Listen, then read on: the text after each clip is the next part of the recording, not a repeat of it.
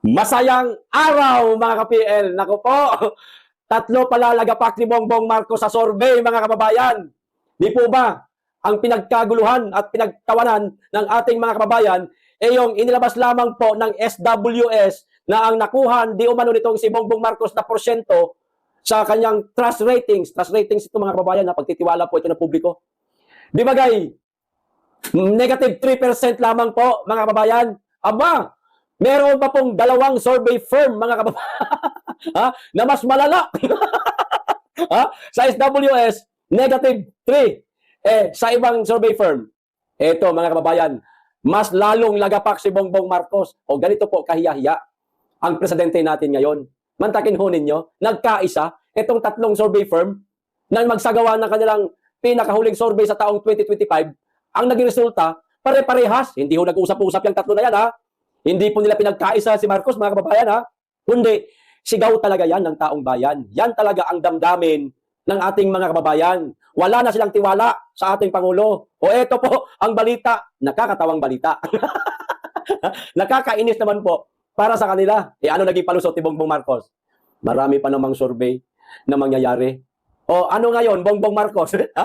Tatlong survey firm na yan. Pare-parehas ang sinasabi. Mas matindi ka pa nga sa dalawang survey firm Mas lalo ka pa nga bumagsak O eto ang balita mga kababayan. Basahin po natin. Pero bago ko po simulan makikisuyo sa mga hindi pa po nakasubscribe, baka naman. At paki-click na rin ang notification bell para updated sa lahat ng upload. At huwag niyo pong kalimutan, paki-like at paki-share na rin po nitong ating video, nitong ating pinag-uusapan ngayon mga kababayan, para malaman po ng ating mga kababayan na ganito po ang porsyentong nakuha ng ating presidente.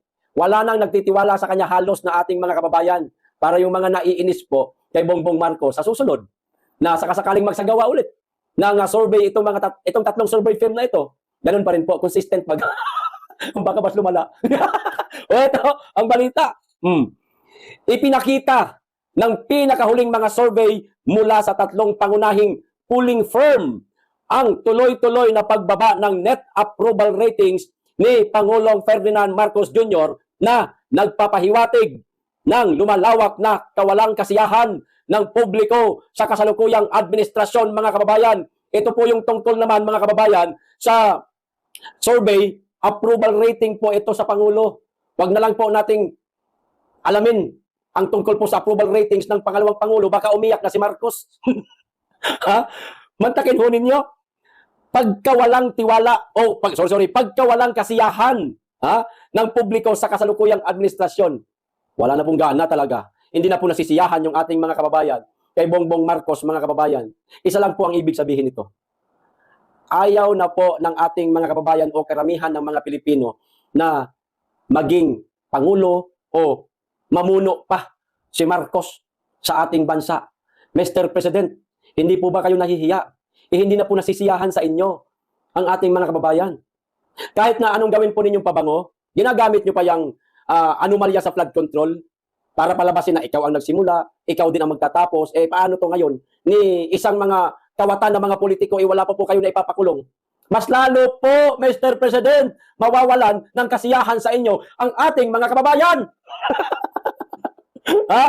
Asahan nyo po, Mr. President, sa susunod na survey, itong taong 2026, first quarter, lalabas yan mga kababayan. Baka mas lumala po.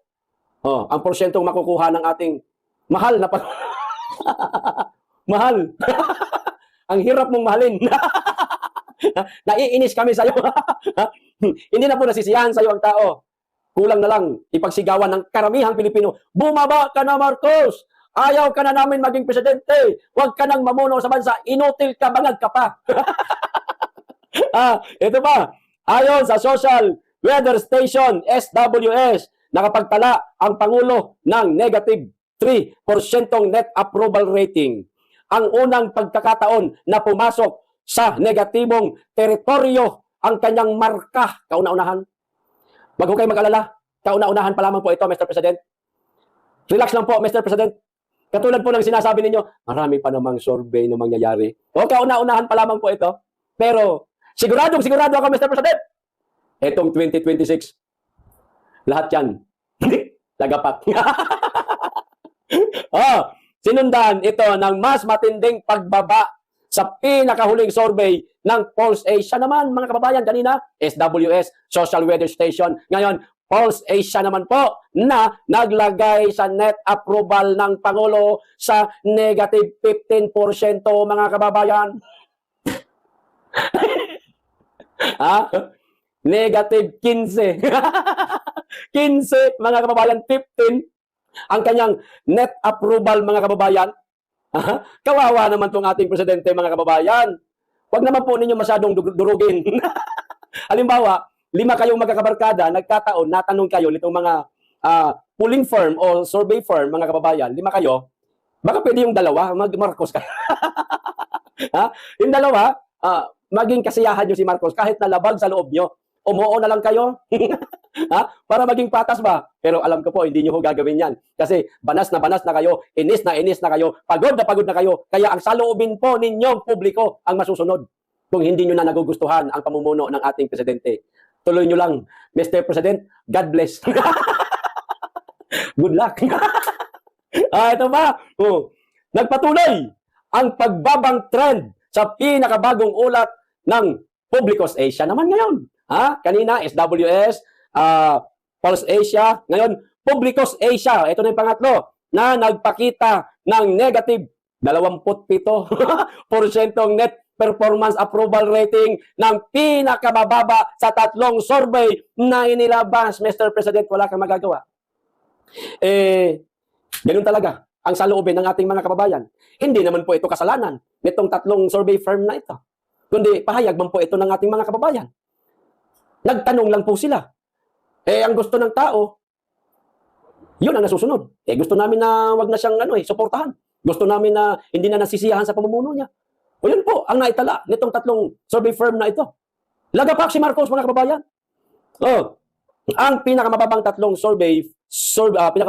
survey na inilabas. Ito yan, nakikita niyo naman yung picture, SWS, mga kababayan, negative 3, Pulse Asia, negative 15, Publicos Asia, negative 27. Congratulations, Mr. President! Nipis-nipisan mo na mukha mo. Ayaw na sa'yo ng tao. Baka pwedeng magdahan-dahan na po kayo pababa. Mr. President, first time po nangyari ito sa ating bansa, mga kababayan, na ang mga ratings ng isang Pangulo ay nag-negatibo. Meron man, napakababa, sobrang napakababa, pero hindi po nag-negatibo. Maaaring positive 2, 5, pero ito matindi, negative talaga, mga kababayan. No? Mr. President, ayaw na talaga. Ano na? Ano na, man? Kaya ba? Kahihiyan mo ito. Hindi lang po ang mga Pilipino, Mr. President, ang nakakaalam ito. Maging ang mga foreign media, mga foreigner na mga pumapasok sa bansa, iilan na lang yan. Alam po nila ito. At higit sa lahat, yung mga leader sa mga malalaking bansa, alam po nila ito. Siguradong pinagtatawanan na lamang po nila kayo, Mr. President. Lalo na, ang vice presidente mo, napakatataas po ng ratings na nakukuha. Samantalang ikaw, napakababa. Kaya, mag-isip-isip ka na, Mr. President. Bago pa maging negative 100. May utang ka pa. Hindi ba, mga kababayan? Ito pa isang balita. Tigilan na natin si Mr. President. Kasi marami pa naman daw mga survey na mangyayari. Di tignan natin yung sinasabi niya kung magkatotoo. Kung magkatotoo, umangat-angat yung kanyang survey, di mabuti. Good for him. Matutuwa tayo para sa kanya. Pero ang tanong kung mangyayari ba? Di ba? Di mas lalo matutuwa tayo para sa kanya. Lagapak na naman. Sorry po. Natatawa lang po, Mr. President. Ito pa isang balita. Nako po, di ba? Si Raul Manuel, si Franz Castro, nagalit kay Bongbong Marcos dahil doon sa nagawang airstrike pala ng AFP doon sa Mindoro na maraming nadamay na mga kabataan. Di umano, sabi-sabi ng ating mga kababayan, sabi-sabi lang na yung mga kabataan di umano na nadamay, tinamaan ng airstrike na ginawa ng AFP, mga makakaliwa daw yun. Mga NPA daw yun. Yun ang sabi. Di ba nagalit yung dalawa? Si Raul Manuel, si Franz Castro, hindi lang pala. Itong dalawa ang nagagalit, mga kababayan. Kahit din pala itong si Paduano. Naku po, nagalit din daw di umano, mga kababayan, kay Mr. President. Dahil doon sa ginawang pagsabog nga doon sa Mindoro. Eto basahin ko muna ang post ni Tito J. Sonsa. Isunod ko po yung mismong sinabi na ni Paduano. Lumabas ang tunay na kulay ni ex-PL Representative Caraps Paduano o naging tanyag na Commander Caparali Luwalhati, dating pinuno ng Berdugong Alex Bungkayaw Brigade o ABB ng CPP, NPA, NDF Liquidation Squad na kalaunan ay naging RPA-ABB na siyang nasa likod ng Abang Lingkod Party List. Ayan. Na ewan ko, hindi na yata nanalo ito mga kababayan. Ito na po ang sinabi mismo ni Paduano. Masaya ka na, Bongbong Marcos? Ako po, pagalit mga kababayan. Ganun eh. Oh, masaya ka na, Bongbong. Oh, Marcos pala. Wala palang Bongbong, sorry. Masaya ka na, Bongbong. Ay, Bongbong na naman. Masaya ka na, Marcos. Ayan, ang sabi ni Paduano, mga kababayan. Sa pagpasabog mo sa bundok ng Mindoro. Naku po. Naku, Mr. President, nagagalit na sa'yo si Paduano. Oh. Kutusan mo nga, kutusan mo nga. Pitikin mo tenga. Hindi nga, wakan mo nga tenga. Ha? Maraming mga kabataan ang natamaan. Yung iba, mga estudyante pa daw, Mr. President. No. Ginamit amulang kaming mga nasa posisyon pa kami. Wala kang puso. Naku po, yun ang sabi ni Paduano. Ginamit mo lang daw sila, Mr. President, nung sila ay nasa posisyon na. Pa. Pero ngayon, na wala na sila sa posisyon, abay tinatabla mo na daw sila. Bakit kasi na nagagalit? Dahil doon sa ginawang bung-bung-bung ng AFP, mga kababayan, ano? Mga tropa kaya nila yon? Ha? Sila kaya yun? Nagtatanong lang ako, ha? Hindi ako nagpaparatang, hindi ko sinasabing ganoon si Paduano, ha? Kung meron man ako nabanggit kanina, binasa ko lang po yung post ni Tito J. Sonsa o yung kanyang caption, ha? Maliwanag. Di ba? Hindi ka naman magagalit kung hindi mo sila kapanalig. Di ba, mga kababayan? Ay, kayo na pong humusga. Oh, Mr. President, galit na galit po sa inyo si Paduano. Ha? Ginamit mo lang daw siya. Tapos, hindi mo na sila pinakinabangan, trinaydor mo na. Paano yan, Mr. President? Dadalihin mo na ba ito? Ha? Dalihin mo na. Huwag ka na makatubili. Ikaw na bahala. Total, magaling ka naman dyan sa trayduran. Di ba? Bahala kayo dyan magtutukan. Bahala kayo dyan magbanatan. Basta kami, nagbabalita lang. Ganun lang yon mga kababayan. Nagbabalita lang, no? Para nga naman malaman ng ating mga kababayan kung ano ang ganap o usapin tungkol sa politika. Okay. Nako, eto na isang balita pa mga kababayan. Lagot na. Yari talaga mga kababayan. Si Boying Rimulya. Pumalag po mga kababayan. Pumalag doon sa mga usap-usapan na di umano siya isinugod sa ospital at meron pang ibang nagsasabi na di umano si Boying Rimulya tuluyan ng namahinga. Ayon po yan sa content natin nung isang araw, binasa ko yung isang kumakalat sa social media. Mabuti na yung ganun na ipapakita natin sa inyo, na ipapakita natin, malamang baka nakita ni Boying, o at least malaman ni Boying kung sino mga pahina ng Facebook ang gumagawa ng ganoong istorya laban sa kanya. Di ba ga? Yun ang sabi tuluyan na daw na mahinga, kaya no show pa siya hanggang sa ngayon. O eto ho, ang pagpalag, ang galit, naku po, ang pagbalik o reshback ni Boying Rimulya sa mga nagpapakalat na di umano siya ay na ospital. Si Boying naman, binatulan nyo pa, mabira naman kayo Huwag nyo na patulan, sir. Huwag po kayong gagaya sa iba na balat sibuyas. Ayaw nyo nun. Di ba ga, ang tao, kapag ka napapabalitang nagurgur na, tulad ni Enrile, ilang beses na balita yun na pumanaw na. Aba, umabot pa ng 100 yung buhay. Lalo pang humaba. Ayaw nyo po ba nun? Ombudsman Boying Rimulya, lalo pa pong haba buhay nyo. Lahat ng mga sakit na yan, malalagpasan nyo. Makapaglingkod ba kayo? Baka sakaling manalo pa nga ulit kayo sa mga halalang tatakbuhan ninyo Hayaan nyo lang yung mga yung mga nagsasabing nategi na kayo. Ako mismo, Ombudsman Boying, naku, naranasan ko yan. Kumalat sa social media, nategi na daw. Buhay na buhay. Malakas na malakas, tumatagay. Ito, Ombudsman Jesus Crispin Rimulya said he asked the National Bureau of Investigation to look into online allegations about his health following claims circulating online that he was hospitalized. Kita nyo na. Dumikit na sa NBI. Nagsumbong si Boying. Ito na mismo sinabi niya. Pinapaimbestigahan ko yan kasi we reached the limit of cyber libel already. Ayan, ako po sa mga nagpapakalat na na-hospital si Boying, lalo na doon sa mga nagpapakalat na pumanaw na si Boying. Naku po, humanda-handa kayo. Si PL, ikaw PL, hindi ka ba nagpakalat? Hindi, dati hindi tayo nagpakalat. Boying friend tayo, ganun tayo sir. Hindi po ako nagpakalat sir Nagbabasa lang po ako ng kumakalat sa social media para malaman po ng ating mga kababayan yung mga ipinapakalat nila laban sa'yo. Oh, hindi, kumbaga, parang naging instrumento mo patuloy ako para malaman mo.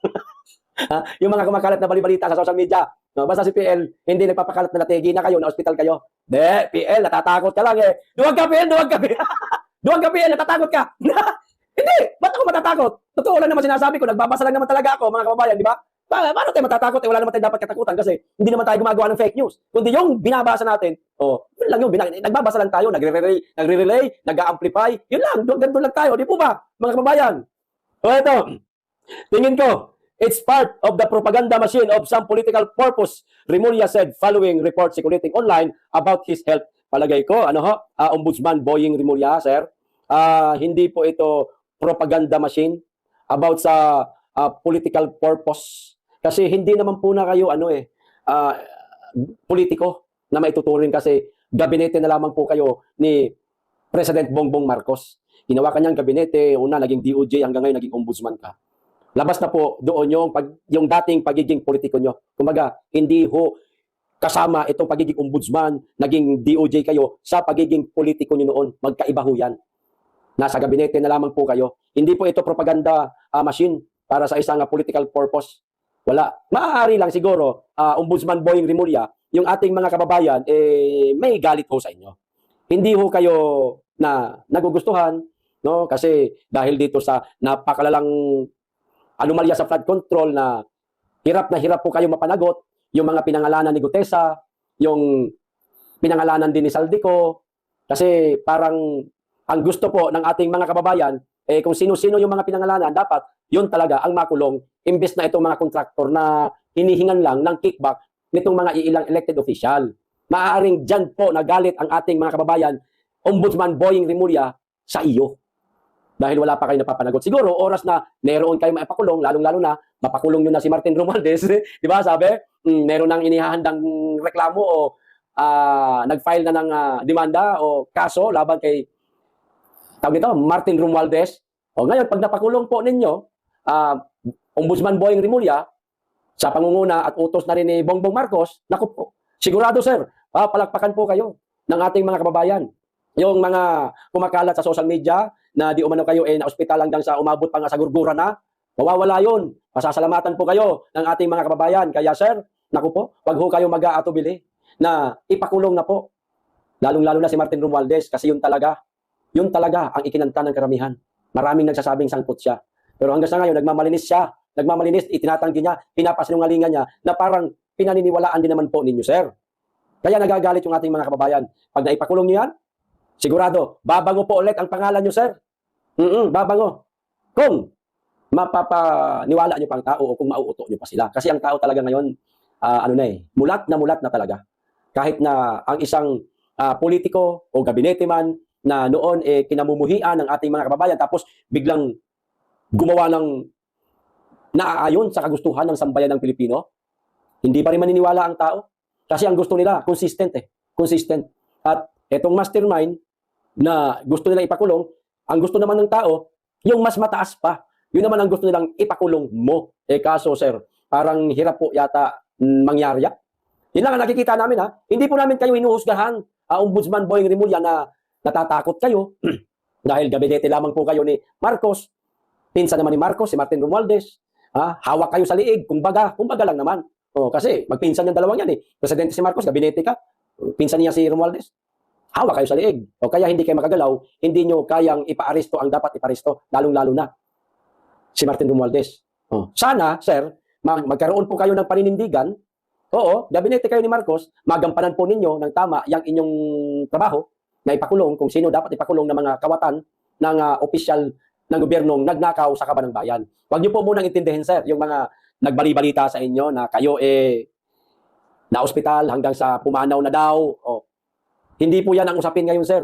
Kapag kasinakyan niyo ho yan at mayroon na po kayong idinimanda, cyber libel dito sa mga nagpapakalat, lalo po masisira ho ang pangalan nyo sa mga kababayan natin, lalo na ho kayo masisira niyan. Kasi pinatulan nyo yung mga bali-balita lang naman yan Kung talagang malakas ho kayo, talagang wala kayong karamdaman, hindi kayo naratay sa karamdaman o nakaratay sa banig na, bakit nyo papapansinin? Mismong sarili nyo, alam nyo na malakas kayo, healthy kayo. Huwag nyo nang pansinin yan. Magpakita kayo sa media. Ganun lang kasimple, sir. Magpakita kayo sa media. Magpa-press conference kayo. Etong sinabi mo. Yan, sabihin mo ulit yan. At higit sa lahat, mag-hearing na kayo dyan sa ombudsman. Imbitahin nyo si Romualdez. Ipakulong mo na. Kaya Romualdez pa rin ang bagsak. O di ba? Ganun lang po, Mr. President. Mr. Ombudsman, Boying Rimulya, sir. Simpleng-simple lang ang gusto ng tao. Mapakulong ang isa sa mga mastermind sa napakalalang korupsyon na nangyayari sa ating bansa. Wag ho kayo matatakot, Boying Rimulya. Kung wala kayong kasalanan, kung hindi kayo sangkot sa anomalya sa flood control, ipakulong nyo. Kung hindi kayo nakatanggap, kung wala kayong tinanggap, kung hindi kayo naabutan, ibig sabihin, malinis kayo, sa madaling salita. Ipakulong nyo po ang dapat ipakulong. Sigurado, papasalamatan po kayo ng ating mga kababayan na mga galit na po sa nangyayaring korupsyon sa ating bansa. Yun lang naman po. Huwag nyo napapatulan yung mga ano na yan. Inis lang sa inyo yan kasi wala pa kayo napapakulong. Galit lang yun nila yan sa'yo, ombudsman. Nagagalit lang sila kasi wala pa kayong napapakulong. Kumbaga nagpapapansin lang po yung ating mga kababayan. Pinansin nyo naman, sasampahan nyo pa ng cyber libel. Kababawan ho yan, sir. Si Enrile nga, ilang beses sinabing namatay na, hindi naman nagagalit. Kahit pamilya niya, hindi naman nagagalit. Di ba, mga kababayan? Ayos. So hanggang dito lang po. Maraming salamat. Mag-iingat kayo lagi at higit sa lahat. Mahalin po natin ang Pilipinas.